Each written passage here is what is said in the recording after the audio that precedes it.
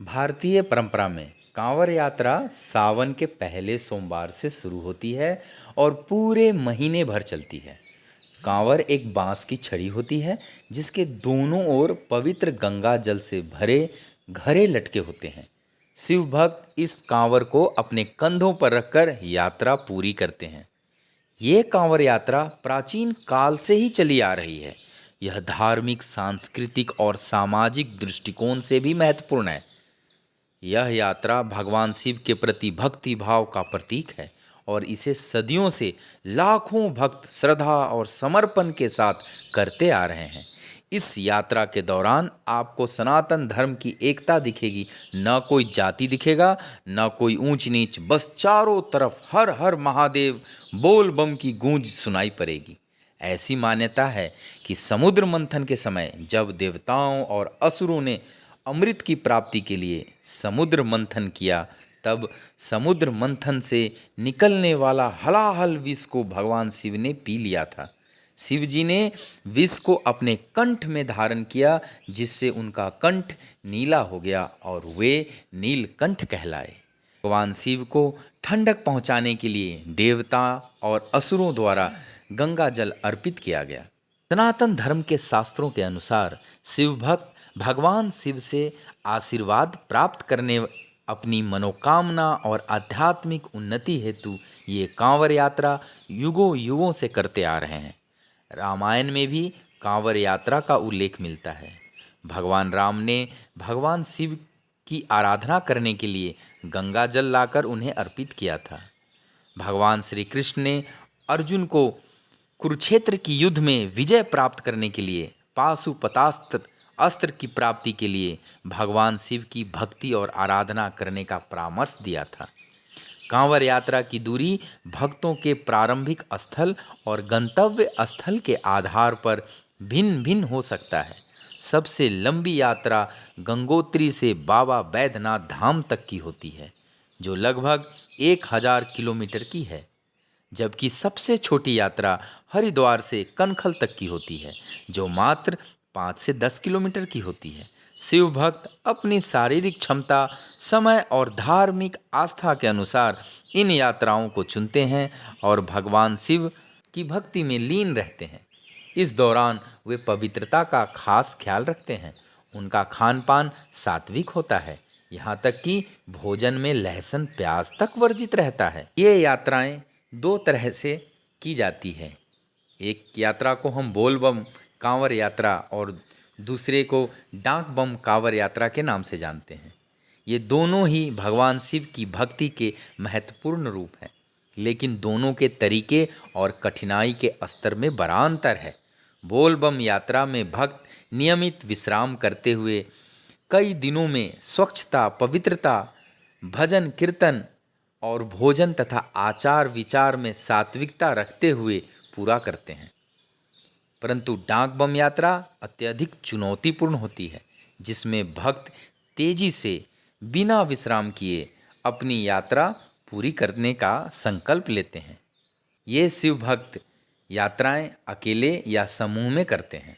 आयुर्वेद और ज्योतिष शास्त्र में शिव ज्योतिर्लिंग पर जलाभिषेक करने के अनगिनत फायदे बताए गए हैं। अब तो वैज्ञानिक शोध से भी इसके लाभ के प्रमाण की चर्चा हो रही है। अगर किसी भी व्यक्ति को मानसिक तनाव और चिंता रहती है, रक्तचाप और हृदय रोग में, सिरदर्द और माइग्रेन की समस्याओं में, संक्रमण और रोग प्रतिरोधक क्षमता बढ़ाने में, या किसी को भी अगर त्वचा रोग है और आपने कई उपचार कर लिया और आराम नहीं मिल पा रहा, तो आप कुछ दिनों तक शिव ज्योतिर्लिंग पर जलाभिषेक करें और अभिषेक किए हुए जल से नहाएं या अपनी त्वचा पर छिड़कें। आपको आराम होगा। इस जल के सेवन से आपके पाचन तंत्र में सुधार होगा। इस जल को माथे पर नियमित लगाने से सिरदर्द और माइग्रेन में राहत मिलेगा। जलाभिषेक के दौरान ओम नमः शिवाय या भ्रुक बम बम महादेव के उच्चारण से ध्वनि तरंगे सकारात्मक ऊर्जा उत्पन्न करती है, जिससे श्वसन तंत्र पर सकारात्मक प्रभाव पड़ता है। साथ ही वातावरण भी शुद्ध होता है। हमारे वेद और शास्त्र भगवान शिव को सर्वव्यापी, परम ब्रह्म और समस्त सृजन, पोषण और प्रलय का स्रोत कहते हैं। शिव ही सत्य हैं, शाश्वत हैं, करुणा, प्रेम, आनंद और शांति के स्वरूप हैं। जो कुछ भी हमारे ज्ञान इंद्रियों से देखा, सुना जाता है, अनुभव किया जाता है, जो कुछ भी प्रकट या अप्रकट है, भूत, भविष्य और वर्तमान, ये सब शिव से ही उत्पन्न होते हैं और उनमें ही विलीन हो जाते हैं। शिव निराकार और निर्गुण होते हुए भी इतने दयालु हैं कि आपके शुद्ध चित्त और शुद्ध मन से भक्ति करने पर आपके समस्त इच्छा और मनोकामना पूर्ण कर देते हैं। भगवान शिव से ही सृष्टि के तीनों गुण प्रकट होते हैं, सत्व, रजस, तमस। आप इन तीनों गुणों से अपनी प्रकृति, देश काल और स्वभाव के अनुसार शिव की पूजा आराधना कर सकते हैं। अगर बारीकी से देखा जाए तो आप किसी भी संप्रदाय के हों, चाहे आप उस सर्वोच्च सत्ता को जिस भी भाषा में ईश्वर, गॉड कहकर इशारा करते हों, चाहे आपकी जो भी पद्धति हो, जो भी मार्ग हो, मूलतः आप शिव की ही आराधना और उपासना कर रहे होते हैं। फिर आप आकार को मानो या निराकार को, या आप ध्यान करो या योग, सारे पंथ और संप्रदाय रूपी नदी नाले अंत में आपको उसी शिव रूपी सागर में ही ले जाता है, क्योंकि शिव ही आदि हैं और अंत भी। चूंकि सारी सृष्टि के उत्पत्ति इन्हीं तीन गुणों के मिश्रण से होती है, अतः जड़ हो या चेतन, सभी दृश्य और अदृश्य जगत इन्हीं तीनों गुणों से प्रभावित और आच्छादित है। मनुष्य भी इन तीन गुणों से अछूता नहीं है। आयुर्वेद के अनुसार ये तीनों गुण मानव के आहार, विचार और व्यवहार को प्रभावित करते हैं, जिसका प्रभाव हमारे शारीरिक, मानसिक और आध्यात्मिक जीवन पर पड़ता है। बासी, सड़ा गला, अत्यधिक तला हुआ, मसालेदार और मांसाहारी भोजन, नशीले पदार्थ, शराब तमोगुनी माने जाते हैं। तमोगुनी भोजन का सेवन करने वाले व्यक्ति आलस्य से ग्रसित और मानसिक रूप से अस्थिर हो सकते हैं। इनका ध्यान भौतिक सुख सुविधाओं और इंद्रियों की तृप्ति पर अधिक होता है। जीवन में उन्नति और आध्यात्मिकता की ओर रुचि कम हो जाती है। वहीं दूसरी ओर वे आहार या भोजन जिसमें अत्यधिक मसालेदार, खट्टा, नमकीन और अत्यधिक मिठास युक्त भोजन, चाय, कॉफ़ी, चॉकलेट और अन्य उत्तेजक पदार्थ का समावेश हो, रजोगुनी भोजन कहलाते हैं। रजोगुनी भोजन का सेवन करने वाले व्यक्ति अक्सर उत्साही, उग्र और चंचल होते हैं। इनका ध्यान भौतिक सफलता, शक्ति अर्जन और दूसरे व्यक्ति पर अधिकार की ओर अधिक होता है। ये व्यक्ति अक्सर अस्थिर, असंतुष्ट और तनावग्रसित हो सकते हैं।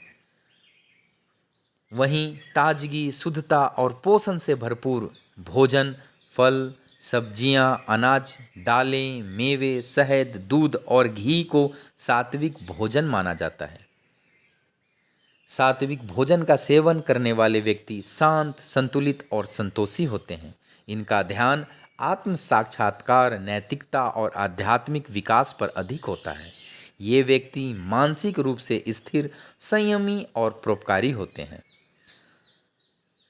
हमारे शास्त्र तमोगुण से सत्व गुण की ओर उन्नति करने को कहते हैं। अस्तो माँ सद्गमया, तमसो माँ ज्योतिर्गमया, मृत्योर्मा अमृतम गमया। असत्य से सत्य की ओर, अज्ञान से ज्ञान की ओर, मृत्यु से अमरता की ओर मानव जीवन का लक्ष्य यही होना चाहिए। तामसिक गुणों की प्रधानता आप में नकारात्मकता बढ़ाती है। सत्व गुण की प्रधानता मनुष्य में सकारात्मक शक्ति का संचार करती है। नकारात्मक शक्ति और सकारात्मक शक्ति के बीच ये संघर्ष सनातन और सार्वभौमिक है, जिसका उल्लेख पुराणों, महाकाव्यों और अन्य धार्मिक ग्रंथों में उल्लेखित है।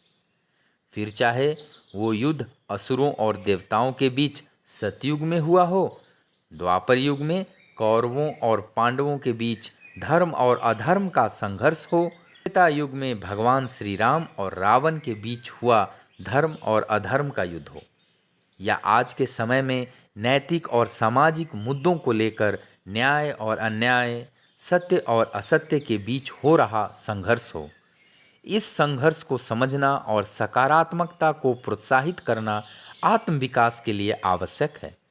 आध्यात्मिक दृष्टिकोण से देखें तो यह संघर्ष आत्मा और अहंकार, सत्य और भ्रम, प्रकाश और अंधकार के बीच ये आंतरिक संघर्ष प्रत्येक व्यक्ति के अंदर चलता रहता है।